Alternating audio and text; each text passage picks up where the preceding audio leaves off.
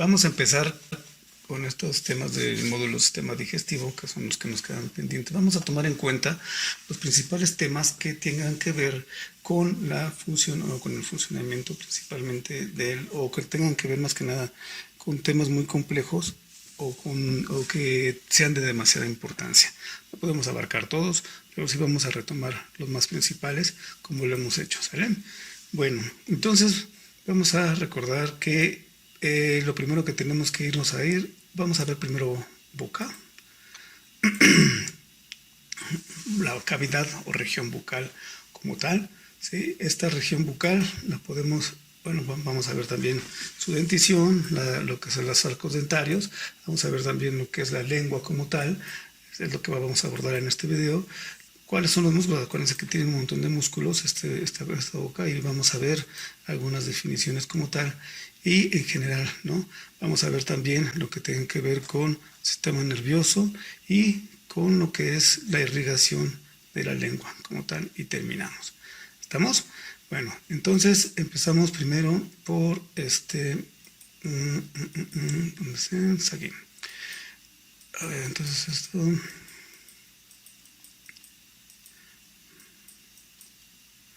Permítanme estar luminoso. Está. Bueno, la región oral va a incluir, fíjense, propiamente la cavidad oral como tal, la cavidad o el hueco como tal, los dientes, las encías, la lengua, el techo o el paladar y la región de las amígdalas, que aquí le pusieron como tonsilas, ¿no? Es lo mismo. Tonsilas o amígdalas es lo mismo.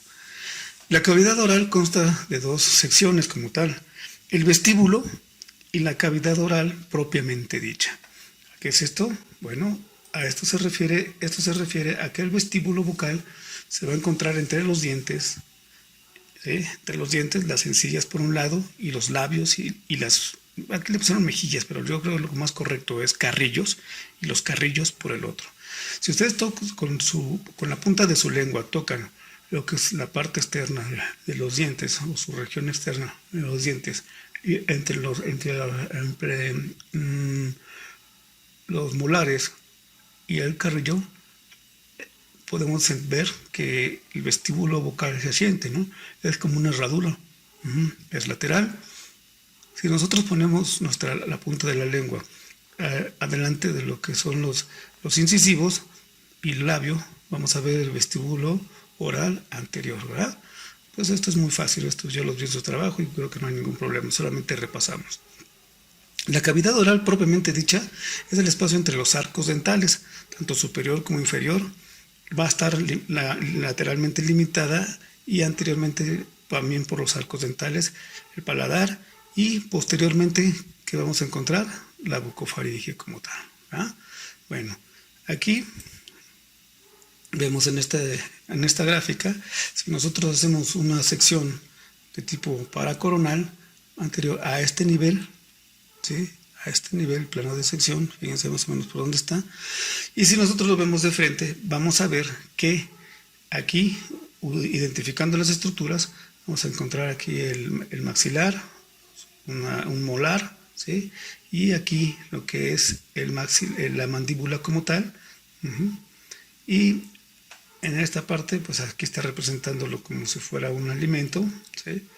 Y la mucosa de la lengua junto con los músculos, que vamos a ver más adelante, músculos de la lengua. ¿Qué es lo que vemos aquí? ¿Cuál es el vestíbulo? Esta parte de aquí, ¿no? ¿Sale? El vestíbulo como tal. La cavidad oral propiamente dicha, aquí podremos decir que está como entreabierta, bueno, pues cerrada prácticamente. Ahorita vamos a explicarlo mejor, ¿no? Bueno, si nosotros lo vemos en una exploración en vivo, vamos a tratar de ir relacionando algunas de las estructuras.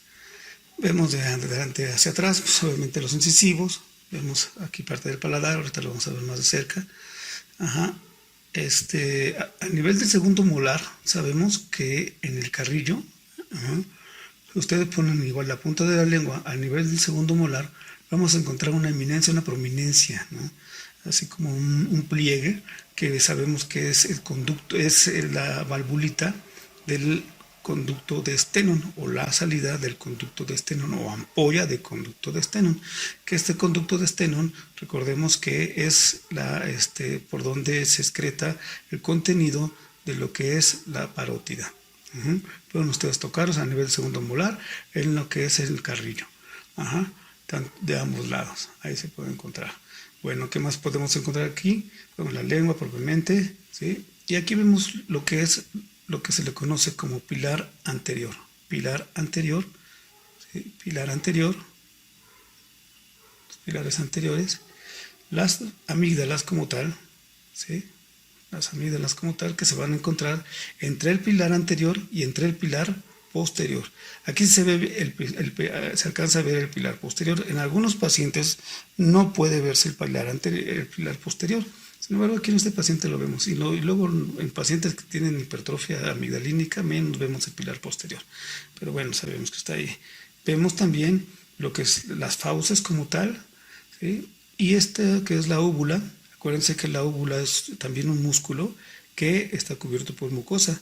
En este caso vemos que en esta paciente, vemos que que está retraído, ¿no?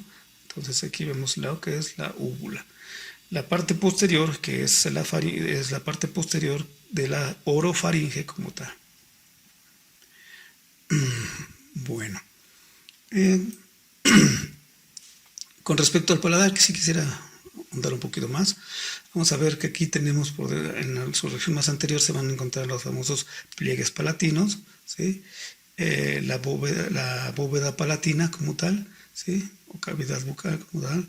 Vemos que también hay un rafé palatino, y recordemos que el paladar como tal, o la cavidad palatina, consta de dos huesos, ¿verdad? Cuando revisábamos huesos, cuando estamos en el sistema de osteoma articular, vemos que está formado por dos huesos. Anteriormente, por lo que es el maxilar, ¿sí? Y posteriormente, por lo que es propiamente el hueso palatino como tal, ¿verdad? Vemos su rafio medio, vemos su división, su sutura como tal, ¿sí? Entonces, con respecto al palatino.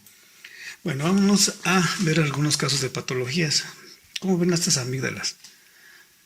Enormes, ¿no? Eso se le conoce como amígdalas hipertróficas. Las amígdalas hipertróficas pueden estar en un periodo de infección o en un periodo de latencia, pero siempre van a estar hipertróficas. Y en esto se divide de primer, segundo, tercer o cuarto grado. Veamos aquí este ejemplo en esta gráfica. Normalmente unas amígdalas normales no van a rebasar más del primer tercio, ¿sí? Van a estar así, van a estar normalitas. En el segundo, incluso se esconde, ¿no? Puede ser que se escondan, porque aquí estamos viendo lo que es el pilar anterior, y aquí representa el pilar posterior, ¿no? ¿Sale? Normalmente están como escondiditas y no se ven tanto, prácticamente no se ven aquí, ¿sí? Bueno, en el primero empieza a ver crecimiento de las amígdalas como tal, ¿sí? Vean en estos como ya empiezan a ver aquí, empiezan a ver el primer tercio. En el segundo grado ya vemos que están llegando casi a la mitad de lo que es el arco de la fauce, ¿sí? El arco de la fauce está llegando casi a la mitad de lo que es el crecimiento de estas amígdalas. En cuanto al tercer grado, vemos que ya prácticamente está cubriendo más de un tercio, del 3/3, casi llegando a la úvula. Y el paciente que de plano ya tiene un cuarto grado, hay una obstrucción total de esto. Es importante cuando nosotros veamos una hipertrofia amigdalínica, determinar más o menos de qué grado es. Primer, segundo grado puede ser tratado médicamente o bajo vigilancia médica o terapia conductual, como nosotros le llamamos. Pero el tercer y cuarto grado ya son operables. Entonces, no solamente esta clasificación nos ayuda para la cuestión de tratamiento, sino también para la cuestión de pronóstico. Importante. Quise ponerles algunos otros ejemplos. por ejemplo, de la cavidad oral. Aquí vemos bien característico, ¿no?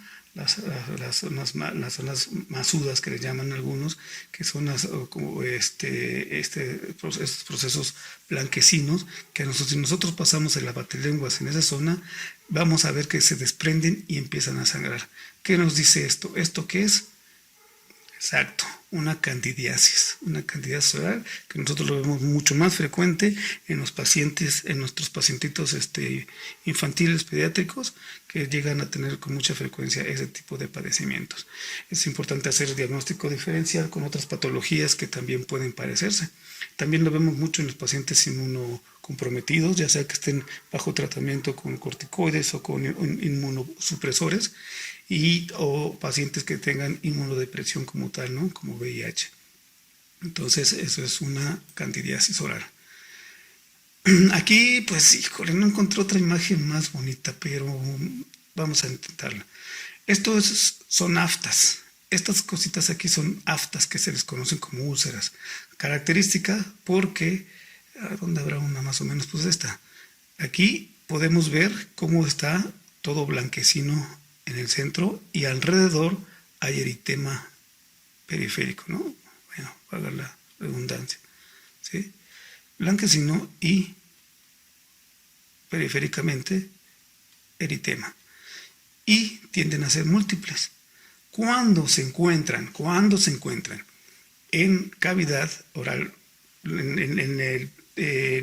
cerca de las fauces, sobre lo que es el paladar y parte de la óvula, nos hace pensar en una herpangina. Y la herpangina es de tipo viral, el agente es de tipo viral. Razón por lo cual es importante diferenciarlo. ¿Por qué? Porque el tratamiento va a cambiar totalmente. Si nosotros vemos que es una candidiasis, bueno, pues mandamos algún antimicótico oral, tanto como enjuagues y punto. Pero en este caso, si nosotros mandamos un antibacterial, por ejemplo, que nos llegamos a equivocar y mandamos tiene una infección y no sé qué, de tipo bacteriana, no nos vamos a dar cuenta y vamos a hacer que este padecimiento se incremente más y no le haga nada, bueno, que no le haga nada o peor, que lo incremente más. Entonces es importante hacer diagnóstico diferencial. La herpangina es de tipo viral, y entonces necesitamos darle retrovirales o simplemente nada más terapia con enjuagues con algunas soluciones que nos ayuden a secar más rápido ese tipo de úlceras que son así, que se llaman aftas, y sobre todo la temperatura, porque son pacientes que empiezan a tener temperaturas muy altas. ¿Vamos? Creo que aquí tengo otra. No, ya es todo. Bueno, vámonos a los huesos, vámonos a los dientes. Bueno, tan fácil, ¿no? La principal función de los dientes es que seccionar. A esto se le conoce con el nombre más correcto médicamente como incidir, destrozar, moler, ¿sabes? Esa es la principal función. Tiene la función también, pero de la protección de los tejidos que la sustentan. ¿Qué es esto que estamos hablando? ¿Cuáles son los tejidos que la sustentan? Propiamente las encías y lo que son la zona alveolar como tal. Ya lo que es importante también y que no podemos dejarlo, la articulación de las palabras, ¿no? La articulación de las palabras, porque nosotros nos vemos en nuestros viejitos, ¿verdad? Cuando se quitan su dentadura, cómo se oye muy diferente su voz y cómo les cuesta trabajo pronunciar las palabras, ¿sí? A comparación de cuando ya se ponen sus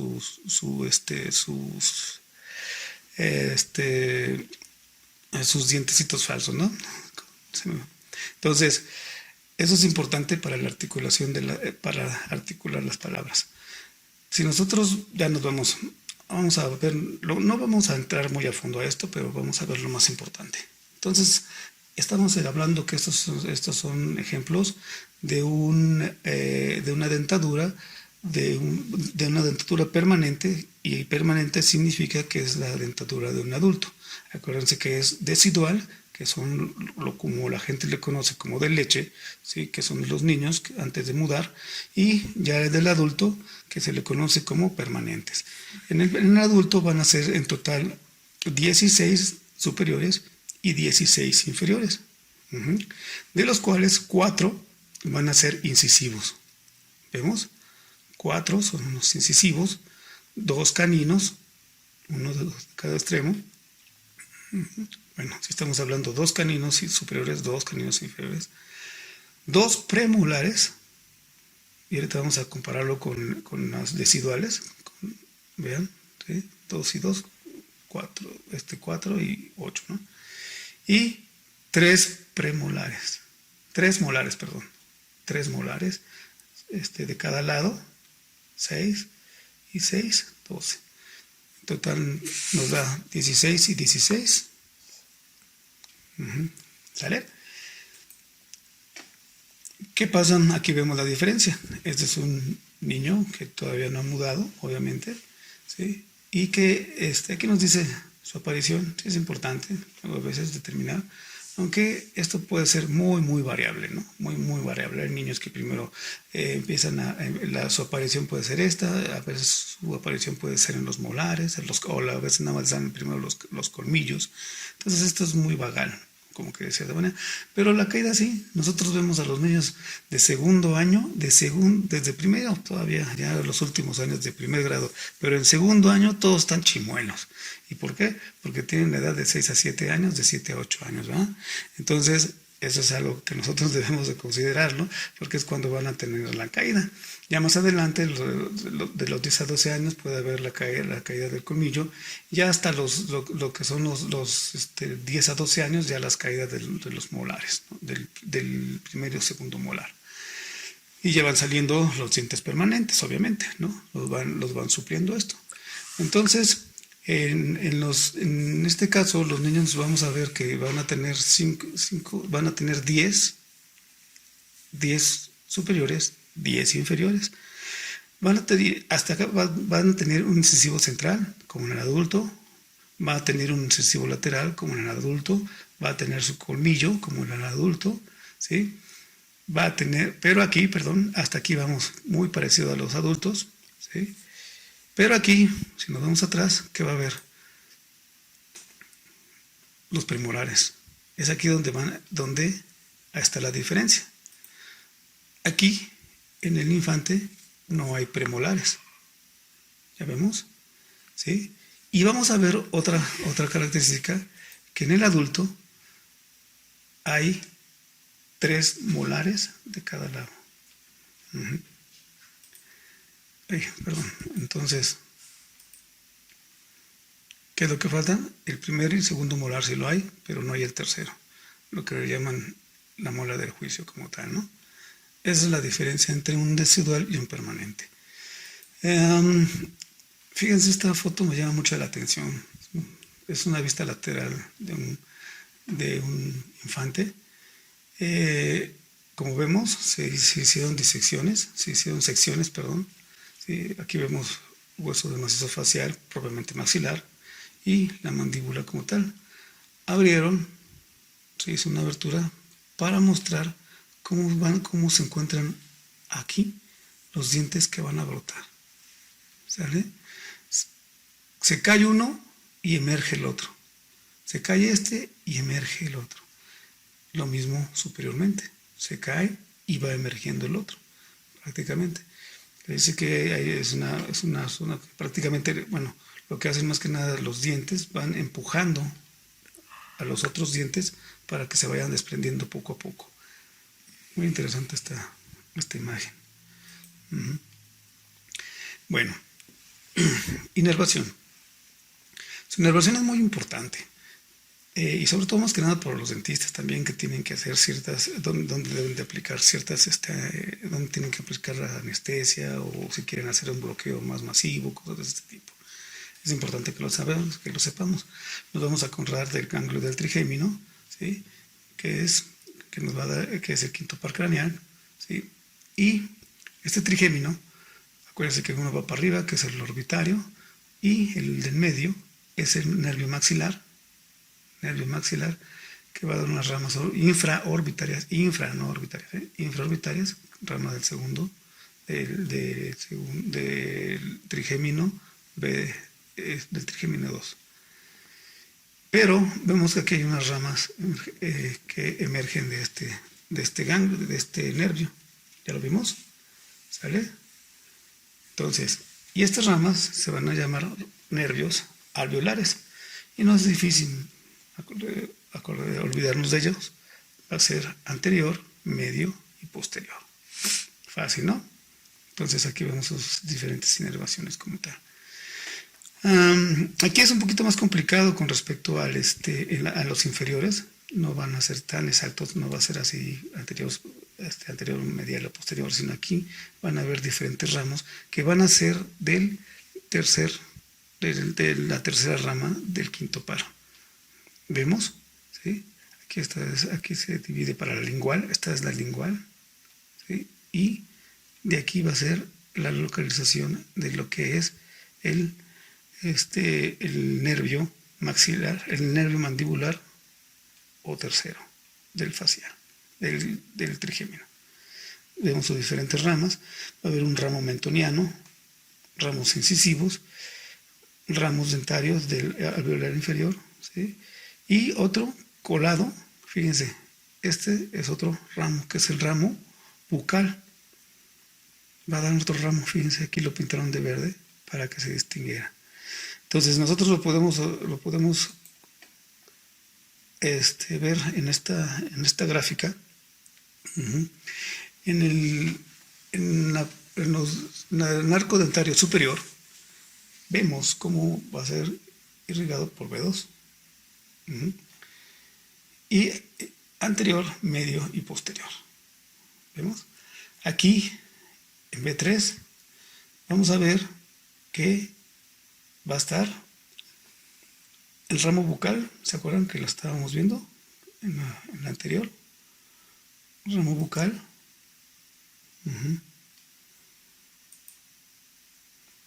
En esta parte, el ramo mentoniano del alveolo inferior, ramo incisivo alveolar inferior y los ramos dentarios del alveolar inferior.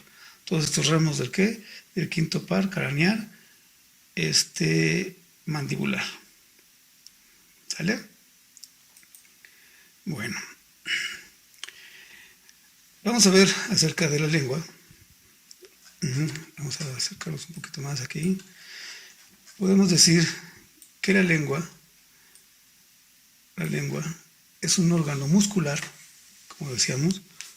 Es un órgano muscular, ya entrando en la lengua como tal, un órgano muscular, móvil, si es muscular tiene que ser móvil, cubierto por una mucosa, y de esta mucosa muchas glándulas, ¿va?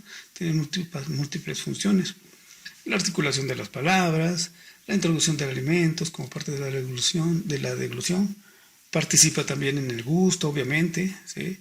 En la masticación, etcétera, etcétera, etcétera. Parte de estas etcétera viene siendo también que incluso tiene que ver con la limpieza de la cavidad oral como tal. Vamos a ver ahora lo que es los músculos de la lengua.